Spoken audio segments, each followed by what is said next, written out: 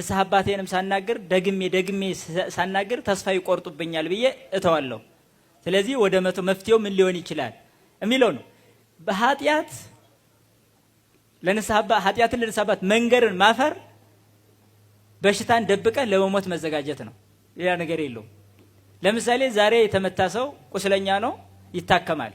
ሌላም ጊዜ ሊመታ ይችላል። አሁንም ይታከማል እንጂ አይ ባለፈው ዶክተሩን ስላስቸገርኩ አሁን መታከም የለብኝም ብሎ ራሱን ነፃ ነኝ ብሎ መተው አይችልም። በሽታውን ደብቆ እሱ ልደብቅ ቢል እንኳን በሽታው ራሱ አይፈቅድለትም።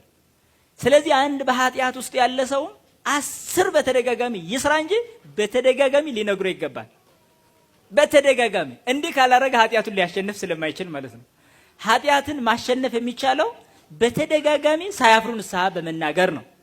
ንስሐ በመቀበል ነው። ቀኖና አንዳንዴ ጠበቅ እየተደረገ ላላ እየተደረገም ጭምር እየተሰጠ ንስሐ አባትም ቆጣ እያሉ ሲቆጡ ግን ሌላ ቀን እንዳንመጣ አይደለም፣ በዛው እንድንጠፋ አይደለም። ቁንጥጫ ነው ቁጣው ራሱ ሌላ አይደለም። ስለዚህ ለንስሐ አባት መንገድ እያፈርኩ ስለሆነ መተው የሚለው ነገር በጣም አደገኛ ነው። በኋላ በቅዱሳኑ ፊት ከማፈር አሁን በአንዱ ካህን ፊት ማፈር ይሻላል። በኋላ በብዙ ፊት ከማፈር አሁን በአንዱ ካህን ፊት ማፈር የተሻለ ነው። ስለዚህ ለንስሐ አባት ተደጋጋሚ መንገርን ማፈር የለበትም። አንድ ክርስቲያን ኃጢአት ሰርቶ ለንስሐ አባቱ አለመናገር ከሰይጣን ጋር ውል እንደመጋባት ምስጢር ጠባቂ ነኝ እንደማለት ነው። ኃጢአት በእኛና በሰይጣን ውስጥ ያለ ምስጢር ነው። ለካህን መናገር ያንን ምስጢር አውጥተን ራሳችን ለመዳን መፈረም ነው። ያንን አለመናገር ደግሞ የሰይጣን ምስጢር ጠባቂ መሆን ነው። ኃጢአት ሁሌም በእኛ ውስጥ የሰይጣን ምስጢር ነው፣ እንዳይነገር ይፈልጋል። ሰይጣን ኃጢአታችንን እንደመናገር ያለ የሚያሳፍረው ነገር የለውም። በጣም ነው የሚያፈር። ኃጢአትን በሚናገር ሰው ይናደዳል ብዙ ጊዜ። ታዲያ ይሄ ተደጋጋሚ ኃጢአት ምን ሊያደርገው ይችላል አንድን ሰው ከተባለ ተስፋ ሊያስቆርጠው ይችላል። ተስፋ ማስቆረጥ ማለት ከዚህ ላልወጣ ለምን ይሄን እናገራለሁ ብሎ እስከ መተው ሊደርስ ይችላል። የሰይጣን የመጨረሻ የሚያስደስተው ኃጢአት ቢኖር ምን እንደሆነ ታውቃላችሁ? ነፍስ መግደል አይደለም፣ ዝሙት መፈጸም አይደለም፣ ማጭበርበር አይደለም። ሰይጣን የሚደሰትበት ትልቁ ኃጢአት ተስፋ መቁረጥ ነው። ምክንያቱም አንድ ሰው ነፍስ ገድሎ ንስሐ ሊገባ ይችላል። ስለዚህ ሰይጣን ምንም አይነት ደስታ የለውም በዚህ። ነፍስ ቢያስገድልም እንኳን ዝሙት ቢያስፈጽምም እንኳን ምንም ቢሆን ሰይጣን ደስተኛ አይደለም። ምክንያቱም ንስሐ ገብቶ ያመልጠኛል ብሎ ያስባል። ታዲያ መቼ ነው የሚደሰተው ካላችሁ ሰውየው ተስፋ ሲቆርጥ ነው። ከዚህ በኋላ አልድንም ብሎ ሲደመድም ተስፋ ሲቆርጥ ራሱን ሊያጠፋ ይችላል። ተስፋ ሲቆርጥ ንስሐ ሳይገባ በዛው ጨለጥ ብሎ ሊቀር ይችላል። ስለዚህ በዚህ ሰዓት ሰይጣን ደስተኛ ይሆናል ማለት ነው። ሰይጣንን የሚያስደስት ኃጢአት ተስፋ መቁረጥ ብቻ ነው። ስለዚህ ነው ስለ ተስፋ መቁረጥ የለበትም አንድ ክርስቲያን። ኃጢአት ይስራ ሰርቷል፣ እሺ ጥሩ። ስጋዊ ባህሪው ደካማ እንደመሆኑ መጠን በደካማ ባህሪው ቢሰራ ነገር ግን መንፈሳዊ ባህሪውን አበርትቶ እንደገና መነሳት አለበት። ክርስቶስ በወንጌል ምን አለ? ስብአ ይወድቅ ጻድቅ ወስብአ ይትነሳ። ጻድቅ ሰው 7 ጊዜ ይወድቃል፣ 7 ጊዜ ይነሳል። ይህ ማለት በጣም ፍጹም ቁጥር ነው። 7 ማለት 1 2 7 ማለት አይደለም። ከ7 በላይም ቢያጠፋ ይመለሳል ማለት ነው። እንዲያውም አንድ በጣም በተደጋጋሚ ኃጢአት የተሸነፈ አንድ ወንድም ነበረ። ሁሌ ንስሐ ይገባል፣ አሁንም ያጠፋል፣ ንስሐ ይገባል፣ አሁንም ያጠፋል። እንዲህ እያለ ከዕለታት አንድ ቀን በጣም ከባድ በሆነ ኃጢአት ሄደ። አሁንም በተመሳሳይ ኃጢአት ነው እና መንገድ ላይ እየሄደ 11ኛ ነው 12ኛ ጊዜ ነው በዛ በተመሳሳይ ኃጢአት ንስሐ እየገባ ያለው እና ሲሄድ ሰይጣን መንገድ ላይ ጠበቀውና አንተ እግዚአብሔርን ስታታልል አታፍርም አለው።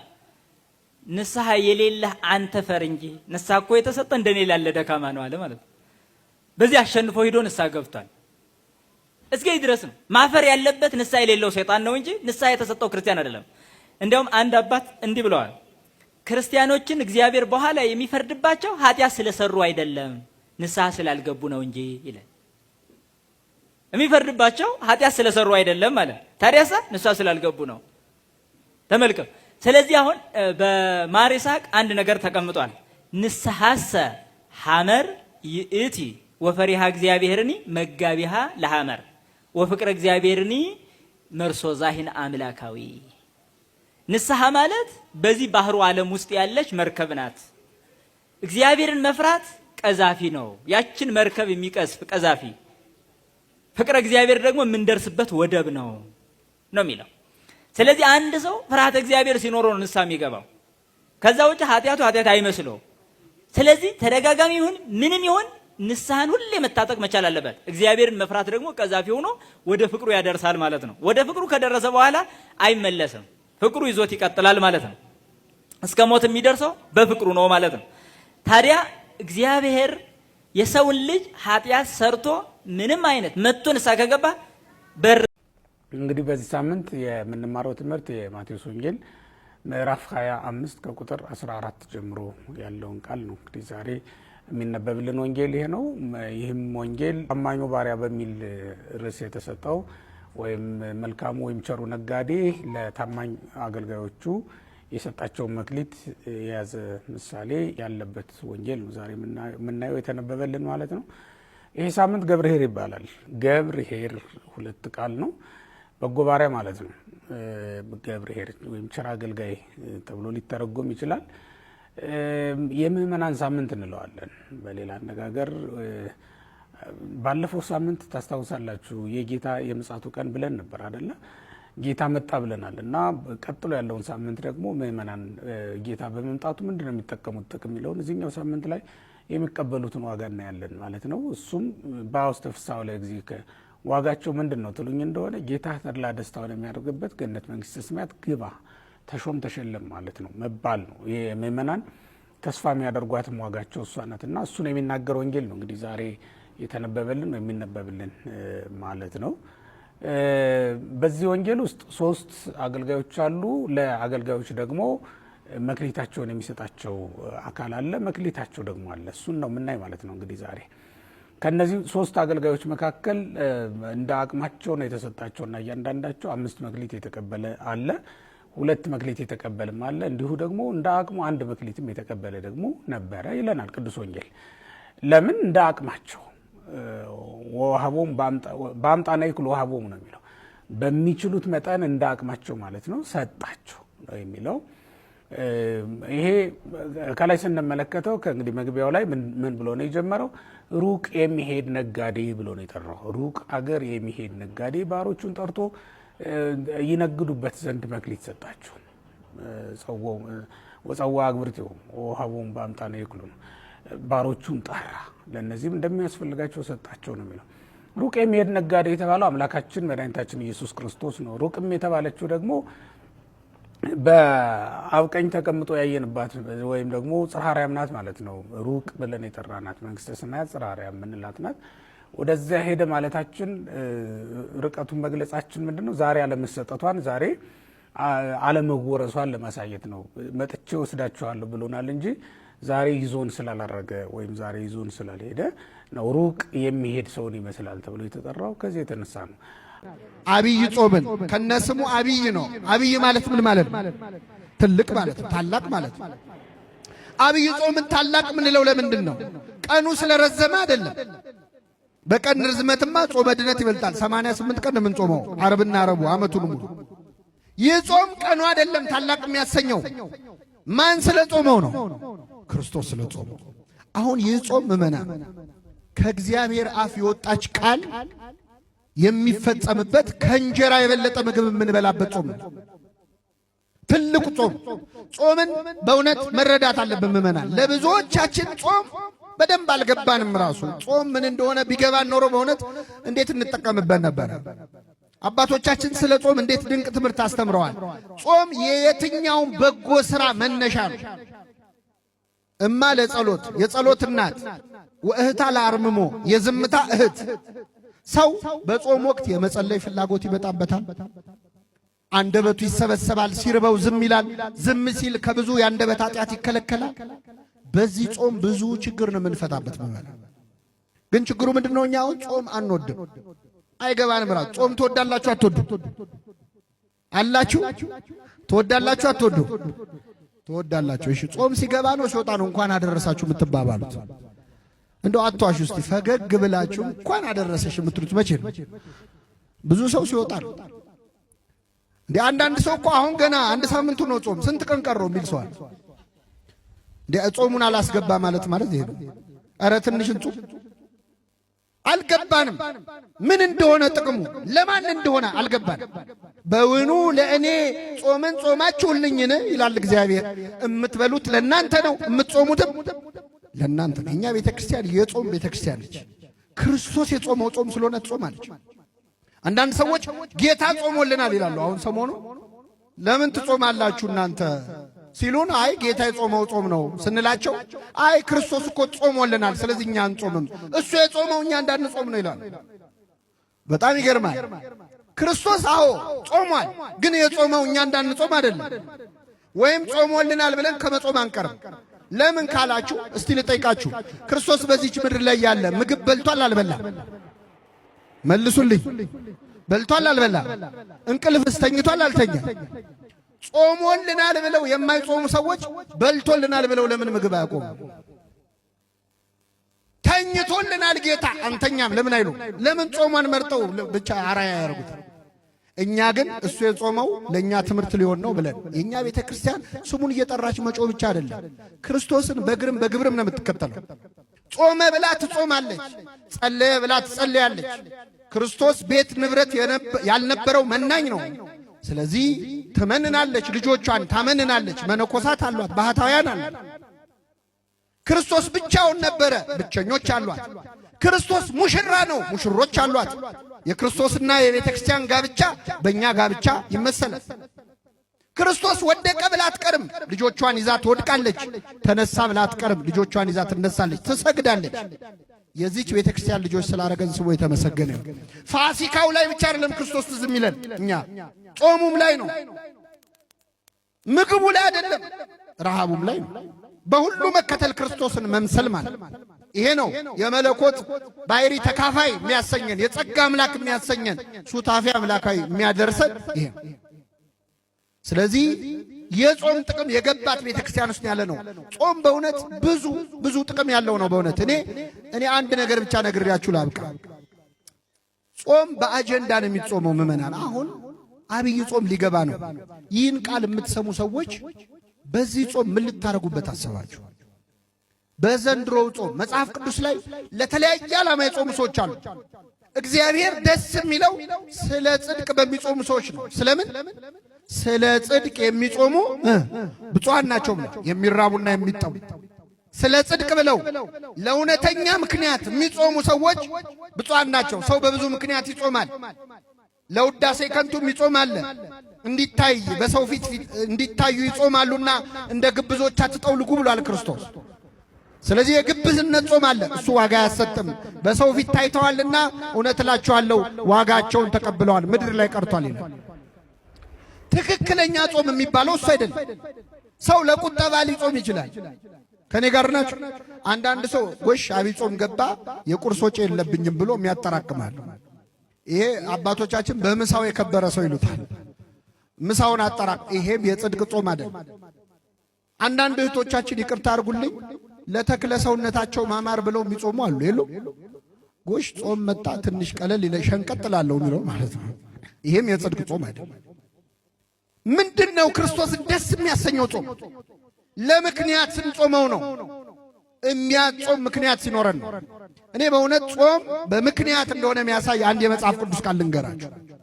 በዚህ በማቴዎስ ወንጌል ምዕራፍ 17 ላይ ክርስቶስ ሦስቱን የምስጢር ሐዋርያት ጴጥሮስን፣ ያዕቆብና ዮሐንስን ይዞ ወደ ረጅም ተራራ ወጣ ይላል፣ ወደ ታቦር ተራራ። በዚያ ብርሃነ መለኮቱን ገለጠ፣ በፊታቸው ተለወጠ፣ ፊቱ እንደ ፀሐይ አበራ፣ ልብሱ ነጭ ሆነ እንደ በረዶ። ከዚያ ያዩት ሐዋርያት እነ ጴጥሮስ ደስ አላቸው። ጌታ ሆይ በዚህ መሆን ለእኛ መልካም ነው፣ ካልኖርን እዚሁ ድንኳን ሰርተን ካልኖርን ሕንፃ ሰሪ ኮሚቴ ሊያቋቁም ማለት ነው ጴጥሮስ። ክርስቲያኖች ሰው የምትጠብቁ ሰዎች አቁሙ፣ በሞቴ አቁሙ። እግዚአብሔርን ጠብቁ፣ እግዚአብሔርን ተስፋ አድርጉ። እናንተን ሊጎበኝ የሚመጣባት ቀን እንዳለች አስቡ። ያን ጊዜ እግዚአብሔር ለእናንተ ያሰባትን ማዳን ያደርጋታል። ለእናንተ የመዳን ቀን የምትመጣበት ጊዜ እንዳለች ብቻ አምናችሁ ተዘጋጅታችሁ መኖር ነው የሚጠበቅብን ክርስቲያኖች። ባይሆን ምን ነገር ተስፋ ማድረግ አለብን መሰለኝ? እንደ ሌሎች ሰዎች ይሄ ሰውዬ በጣም ደስ የሚለው ደግሞ ትልቁ ደግነቱም እንደሆነ ታውቃላችሁ። ይሄ ሰው እንደ ሌሎች ሰዎች በሽተኛ ፍለጋ አልሄድም፣ ማለት ባለመድኃኒት ፍለጋ አልሄድም።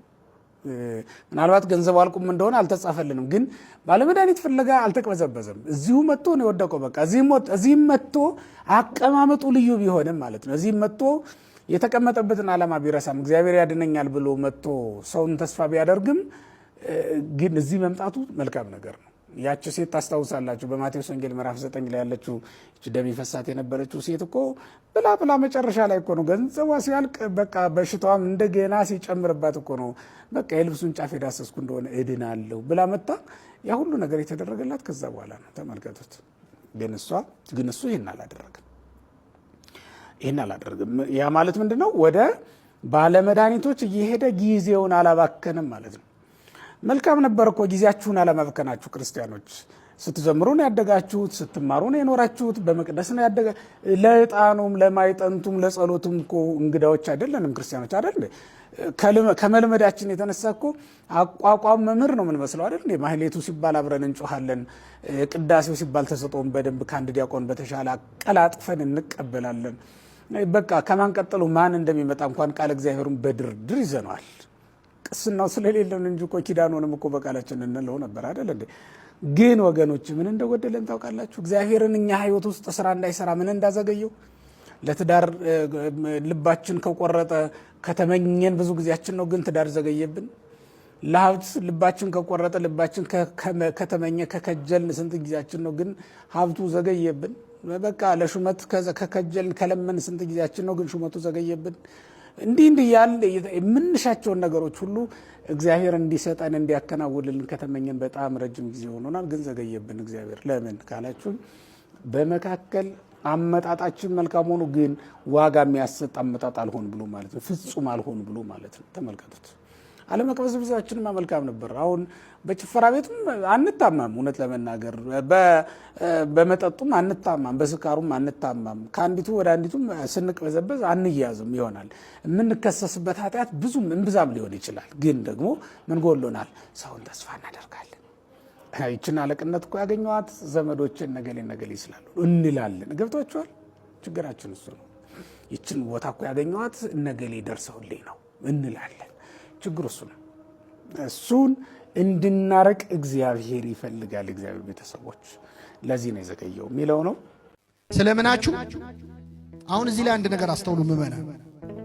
ቅድም አምናለሁ አለማመኔን እርዳው ብሎ ያ ሰውዬ ሲናገር ክርስቶስ ምን አለ? የማታምን ጠማማ ትውልድ ሆይ ከእናንተ ጋር እስከ መቼ ድረስ ኖራለሁ ብሎ ሕዝቡን ወቀሰ ክርስቶስ። የማታምን ጠማማ ትውልድ አላቸው ሰውን ሁሉ። አሁን ደግሞ ደቀ መዛሙርት ለብቻቸው መጥተው ለምን እኛ አልፈወስንም ሲሉት ስለ እምነታችሁ ማነስ ነዋል። አሁን ይሄ ልጅ ጋኔን የያዘው ልጅ ያልዳነው በማን እምነት መጉደል ነው? በሕዝቡ ነው ወይስ በሐዋርያቱ? በሁለቱም። ሕዝቡንም ወቅሷል። የማታምኑ ጠማማ ትውልድ ብሎ እምነት ይጎላችኋል አለ ሕዝቡ። አንድ ሰው የማይፈወሰው በሁለት ምክንያት ነው። አንደኛው በታማሚው ሰውዬ እምነት መጉደል ወይ በሕዝቡ እምነት መጉደል፣ ሁለተኛ በካህናቱ እምነት መጉደል። ከሁለቱ በአንዱ አይፈወስም። ስለዚህ ክርስቶስ ሁለቱንም ወቀሰ። ግን የወቀሰው እንዴት ነው? ሕዝቡ ፊት ደቀ መዛሙርት ጋር አምጥቸው ልጄ እኮ አልተፈወሰም ብሎ ይሄ ሰውዬ ሐዋርያቱን ሲከስለት እኔ እኮ ሥልጣን ሰጥቻቸው ነበር ግን እምነት የላቸውም አላለም ክርስቶስ። ክርስቶስ ካህኑን ሕዝብ ፊት የሚያዋርድ አምላክ አይደለም። አገልጋዮቹን ሕዝብ ፊት አያዋርድም። እኔ እኮ አጋንንትን ገሥጹ ብያቸው ነበር፣ እነሱ ግን እምነት የላቸውም፣ እንደው አንድ የሚረባ እኮ የለም ከእነሱ መሃል አላለም። ሕዝቡን የወቀሰው። አሁን እኔ እዚህ ጉባኤ ላይ ቆሜ ዛሬ አባት የለም ምእመናን፣ ዛሬ እረኛ የለም የሚል ስብከት ብሰብክ በጣም ብሶ ደስ ይላል። እንደው ልክ ልካቸውን ነገራቸው ካህናቱ። ክርስቶስ ግን እንዲያርጎ ያውቅ። ደቀ መዛሙርቱን ሕዝቡ ፊት አላዋረደ። ምን አባት አለ ለሚሉ ሰዎች መልሱ ምን ልጅ አለ፣ ምን እረኛ አለ ለሚሉ ሰዎች ምን በግ አለ። አንተ ጥሩ እረኛ በግ ከሆንክ እግዚአብሔር ጥሩ እረኛ መስጠት ያቅተዋል? ራስህን ነው እንድታይ የሚፈልገው ክርስቶስ። ስለዚህ ሕዝቡን ጠማማ ትውልድ ብሎ በተናቸው፣ ወቀሰው ሕዝቡን። ደቀ መዛሙርቱ ለብቻ መጥተው እኛ ልንፈውስ ለምን አልቻልንም ሲሉት ምን ይሄ ጠማማ ሕዝብ ቤት በኩል ትፈውሱ አላለም። ስለ እምነታችሁ ማነስ ነው ብሎ ደግሞ እነሱን ለብቻ ወቀሳቸው። ካህናቱንም አይለቅም ክርስቶስ፣ ለብቻ ይወቅሳቸው። አያገላብጠውም ነው። የካህኑን ለሕዝቡ፣ የሕዝቡን ለካህኑ አይናገር። ከዚያ ምን አለ? ስለ እምነታችሁ ማነስ ነው ካለ በኋላ ምን አለ? ይህ አይነቱ ጋኔን ያለ ጾምና ያለ ጸሎት እንግዲህ ከአጋንንት መካከል ከሊቃናት ይወደቋሉ፣ ከዋኖቹ ይወደቋሉ። ተራ ጋኔን ያልሆኑ ማለት ለእነዚህ አይነቶቹ አለ ያለ ጾምና ያለ ጸሎት አታውጧቸው። ጾም ብቻ የሚፈታው ችግር አለ ምእመናን፣ ጾም ብቻ የሚፈታው ችግር። አሁን የሀገራችን ችግር ብዙ ነው። ይቺ ሀገር መቼ ነው ከመከራ የምትላቀቀው? አባቶቻችን እየጾሙ ነው። በነገራችን ላይ ዛሬ አድዋ የተዋጉት እየበሉ አይደለም፣ እየጾሙ። ጾም ብቻ የሚፈታው ችግር አለ። ምንድነው የሀገራችን ችግር? አልፈታ ያለ ይሄ ልጅ አብሮ አደግ ጋኔን አለበት አልተባለ? ኢትዮጵያ አብሮ አደግ ጋኔኗ ምንድነው? እርስ በርስ የማያፋቅር አንዴ ወደ እሳት አንዴ ወደ ውሃ ይጥለዋል ይላል። አንዴ እፍ ብለን እንፋቀራለን፣ አንዴ ደግሞ እንጣላለን። አንዴ በሰሜን አንዴ በደቡብ እንጣላለን፣ እንዋጋለን። መቼ ነው የሚያበቃው? ይህ አይነቱ ጋኔን ያለ ጾምና ያለ ጸሎት መቼ ነው? ያቺ ሴት 12 ዓመት ሙሉ ደም ፈሰሳት። የክርስቶስን ጨርቁን ነክታ ደሟ ምን ሆነ? ቆመ፣ ቀጣ። የኢትዮጵያ ደም ስንት ዓመት ፈሰሰ? ስንት ዓመት ፈሰሰ? 12 አይደለም 22 አይደለም፣ ስንት ዓመት ፈሰሰ የዚች ሀገር ደም። እንደው ከኛ መሃል የጌታን ጨርቅ የሚነካ ጠፋ ማለት ነው። በእምነት የሚጋፋ አይደለም። ሐዋርያቱ እኮ ሲጋፉት ነበር፣ ብዙ ሰው ሲገፋው ነበር። አንድ እጅ የነካው ነው ክርስቶስ ታወቀው። ኃይል ከኔ ወጥቷል ያሰኝ ከክርስቶስ ኃይል እንዲወጣ የሚያደርግ የእምነት እጅ ከኛ መሃል ጠፍቷል። እግዚአብሔር ከኛ መሃል በእምነት የሚነካውን ሰው ይስጠን። ይህ አይነቱ ጋኔን ያለ ጾም ያለ ጸሎት አይወጣም ማለት ምእመናን። ይህ ልጅ ከልጅነቱ ጀምሮ ጋኔን ነበረበት። በጨረቃ ይነሳበታል። አንዴ ወደ ውሃ አንዴ ወደ እሳት ይጥለዋል። ይህን ትምህርት የምትሰሙ ምእመናን ሁላችንስ በየግላችን አለቀን ያለ ጋኔን የለብንም? ርኩስ መንፈስ ማለት ብቻ አይደለም። አመል የለብንም ወይ? ሱስ የለብንም ወይ? ክፉ ልማድ የለብንም ወይ? እዚህ መሃል ሱሰኛ ያልሆነ ሰው የለም። ሲጋራና ጫት መሰላችሁ? መጠጥ እሱ ብቻ አይደለም። ኃጢአት የሚባል ሱስ አለ። ሁላችንም የኃጢአት ሱሰኞች። ለምንድን ነው ማንላቀቀው?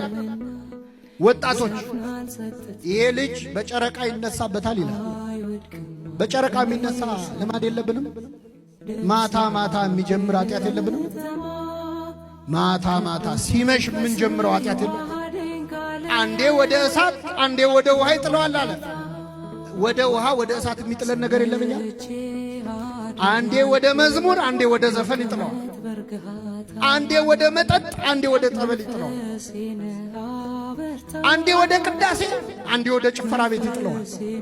አንዴ ወደ ሰዓታት ወደ ማህሌት አንዴ ወደ ኮንሰርት ይጥለዋል። ወደ እሳት ወደ ውሃ ይጥለዋል። በጨረቃ ይነሳበታል። አለቀን ያለ አመል አለ ሁላችን። ምንድነው መፍትሄው? ዝተናል ብዙ ጊዜ እኮ እንደው ይህን ኃጢአት ደግሜ አልሰራም ብለን ደግመን የምንገኝበት የለም ወይ? ሁለተኛ አልመጣም ብለን ተመልሰን የምንሄድበት ቦታ የለም ወይ? ከዛሬ ጀምሮ አልሄድም ብለን የሄድንበት ቦታ የለም? ያቺ ሴት ምን አለች? ጌታ ሆይ ድጋሚ ወደዚህ ጉድጓድ ተመልሼ እንዳልመጣ እባክህ ያንተን ውሃ ስጠኝ አለች። ተመልሰን የምንመጣበት ጉድጓድ የለንም? ተመልሰን የምንገባበት ኃጢአት የለም? ጉድጓድ እኔ ከምሰጠው ውሃ የሚጠጣ ለዘላለም አይጠማም ያለው ክርስቶስ ውሃውን ካልሰጠን በቀር እማንቀርባቸው ጉድጓዶች አሉ። አለቅ ያሉን ጋኔኖች አሉ። ይህ አይነቱ ጋኔን ያለ ጾምና ያለ ጸሎት አይወጣም። ይህንን ጾም ምእመናን አንዳች አመላችን የሚነቀልበት ያድርግልን። የሰማነውን በልቡናችን ያሳድርብን። አሁን ቅዱስ ቁርባን ለሰባት ነገር ይጠቅመናል። አንደኛው ትውልድን ለመባረክ ትውልዴን ባርክልን ብላችሁ ሥጋው ደሙ ስትወስዱ ትውልዱ ይባረካል። ሁለተኛው አገርን አቁምልን፣ ከጠላት ጠብቅ ብለን ቅዱስ ቁርባን ስንወስድ እግዚአብሔር ለሀገሪቱ ኃላፊ ይሆናል። ሶስተኛው በኑራችን ውስጥ በረከት ሲጠፋ በረከታችንን መልስ፣ ተሰለብን፣ አጣን፣ ገንዘባችን ሁሉ በመናፍስት ተወሰደ ብለን ስንወስድ የዚህ ጊዜ በረከታችን ይመለሳል። አራተኛው እድላችን ሲመክን ምክን ይልብናል። ወይ ጎረቤቶቻችን ያመክኑታል፣ ወይ ቤተሰባችን በጣዖት ውስጥ ያሉ ናቸው፣ ሰይጣን ያመክነዋል፣ ዛሬ ያመክነዋል። ጌታዬ ወይ እድሌ መክኗልና እድሌን መልስልኝ፣ የእድሌ ባለቤት ልሁን፣ ራሴ ጠፍቻለሁ፣ ውስጤ ጠፍቷል ብለን ቅዱስ ቁርባን ስንወስድ የዚህ ጊዜ እድላችን ይመለሳል። አምስተኛ ጠላት ሲከበን ሲወረን በብዙ መንገድ ሲያጠቃን በግልም በማህበራዊ ሕይወትም ክፉ ፍጥጫዎች ሲበዙብን የክርስቶስ ሥጋና ደም ስንወስድ የዚህ ጊዜ ጠላት ዝም ይላል። ምን ይላል? አየህ፣ ምልክቱ ይሄ ነው። በእስራኤሎች ኦት ይሉታል። አሌፉን ሲጠቀሙ ኦት፣ አንተ ምልክትን ስጠን ማለት ነው። ይህ ምልክት ደግሞ ምንድነው? ማንነትን ማግኘት ነው። ማንነትህ እየጠፋ የምትኖረው ኑሮ ሁሉ ግብ የለውም፣ ዓላማ የለውም። ማንነታቸው የጠፋቸው ሰዎች መሪዎች ሲሆኑ እንዲህ ተዝረክርከን ብልሽት ነው የምንለው። ትርፋችን ስድብ እንጂ ጸጋና ሞገስ አይደለም። ትርፋችን ውርደት እንጂ እንከንና ጥፋት እንጂ በጎነት የለም። የጽድቅ ጌታ ኢየሱስ ክርስቶስ ለዚህ መጣልን። ሌላው ደግሞ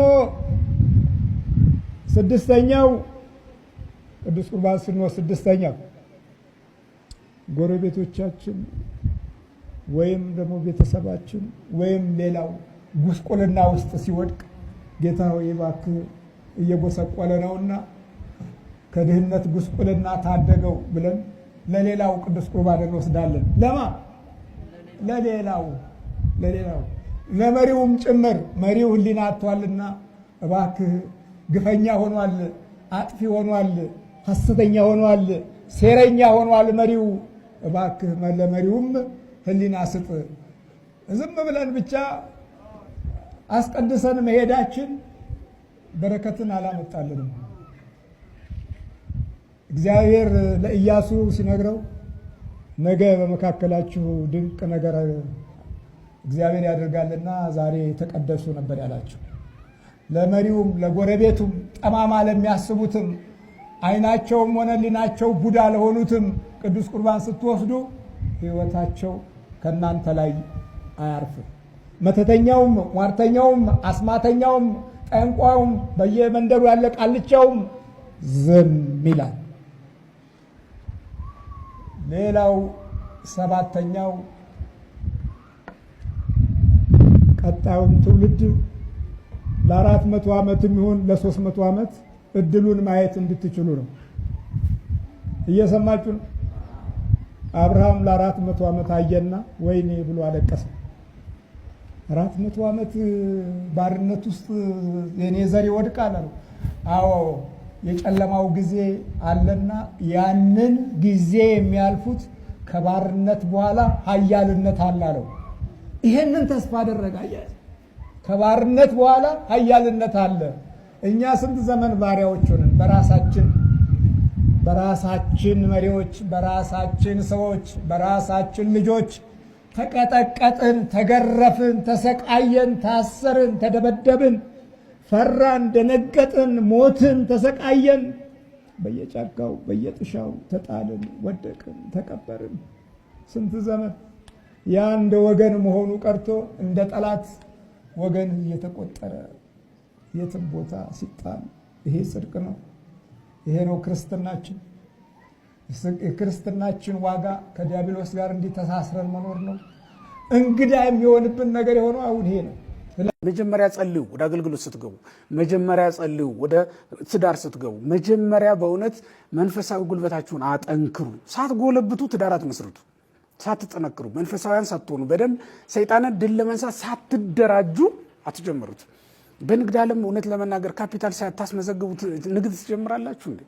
ትዳርስ እንደዚህ አይደለም? መንፈሳዊ ጉልበታችንን ማጠንከር የለብንም? አገልግሎትስ እንደዚህ አይደለም? በመንፈሳዊ ህይወታችን መደራጀት የለብንም? መጠንከር የለብንም ትላላችሁ? ሰይጣንን ድል ለመንሳትማ በደንብ መጠናከር ይኖርብናል ክርስቲያኖች። እሱን ነው ሊያሳየን የፈለገውና በደንብ ጠንክረን መጀመር እንዳለብን ለማሳየት ኢየሱስ ክርስቶስ ይህን አደረገ ማለት ነው። ሶስተኛው ደግሞ እኛ እኮ ክርስቶስ እኮ ለእኛ ነው የመጣው አይደለም እንዴ? ከኛ ከህይወታችን ሁሉ ነቅሎ ሊያወጣልን እኮ ነው። በዓለምን ብንኖር፣ በቤተ መንግስትም ብንኖር፣ በቤተ መቅደስም ብንኖር፣ በገዳምም ብንኖር ከዚህ በኋላ ሰይጣንን ደንደሱ ላይ እየቆምንበት እንራመደው ዘንድ እባብና ጊንጡን እንረግጥ ዘንድ ስልጣንን ሊሰጠን ስለፈለገ እኮ ነው። ለዚህ ነው አሁን ድል ከነሳው በኋላ ምን ያደርጋል? በማቴዎስ ወንጌል ምዕራፍ 10 ቁጥር 1 ላይ እንደምንመለከተው ስልጣንን ይሰጠናል። በምን? በሰይጣን ሁሉ በመናፍስት ሁሉ ላይ ስልጣንን ይሰጠናል፣ ይሾመናል። መጀመሪያ እሱ ድል ሳይነሳ እንዴት ብሎ ሊሾመን ይችላል? አንድ ንጉሥ እኮ መጀመሪያ ባስገበረው ሀገር ላይ ነው አይደል ወታደር የሚያዘምተው ወይም ጠባቂ የሚመድበው ግብር ሰብሳቢ የሚልከው መጀመሪያ በገዛው ሀገር ላይ በገዛው ከተማ ላይ ነው አይደል? በሚገዛው ከተማ ባልገዛው ከተማ ላይ አያደርግም። ሰይጣንን አሁን ድል ነስቶታል። ከዚህ በኋላ ሐዋርያትን ቢሾማቸው ያስተዳድሩታል ወይም ደግሞ ያባረሩታል ማለት። ከዚህ በኋላማ በልብሳቸው ያባረሩታል። ከዚህ በኋላማ በጥላቸው ያሸሹታል። ከዚህ በኋላማ ገና በቃላቸው በድምጻቸው ፈርቶ ይሸሻል ሰይጣን። ምክንያቱም አስቀድሞ ኢየሱስ ክርስቶስ ድል የነሳው ስለሆነ ነው። ስለዚህ የተወደዳችሁ ክርስቲያኖች ይህ ሳምንት የክርስቶስ ባህታዊነቱ፣ የክርስቶስ ሰራየ ሕግነቱ፣ የክርስቶስ ተፈትኖ ማለፉ የሚታወስበት የሚታወጅበት ሳምንት ነው። በዚህ ሳምንት ጠላታችን ሰይጣን ድል የተነሳበት ሰይጣን አፍሮ ሲመለስ ያየንበት ለመጀመሪያ ጊዜ እንዴት ደስ ይላል በእውነት። ይህ ትልቅ የምስራች ነው በእውነት። ሰይጣን አፍሮ እንደ ውሻ ኩስስ ብሎ ሲሄድ ያየንበት ዘመን ነው። ደስ ይበላችሁና ደስ እያለን ጾሙን እንድንጀምር ነው እንግዲህ የሚያስፈልገው ማለት ነው። ይህ ሳምንት በዚህ ሁኔታ የሚታወስ ሳምንት ነው በቤተክርስቲያናችን ትምህርት። በየቦታው ደግሞ በየደብሩ በሰፊው በደንብ ሊቃውንት አባቶቻችን እያጣቀሱ ከዕለቱ ወንጌል ጋር የሚያስተምሩ ነው የሚሆነው። ስለነበረን ጊዜ አባቶቻችን አምላክ እግዚአብሔር ስሙ ለዘላለም የተመሰገነ። በህይወት ዘመናችን ሁሉ ድል መንሳትን እንዲሰጠንና ድል በመንሳትም ከአሸናፊዎች ሁሉ የምንበልጥ እንድንሆን እንዲያደርገን ድል ነስተን የህይወት አክሊል እንድንቀዳጅ እንዲረዳን የእግዚአብሔር መልካም ፈቃዱ ይሁንልን።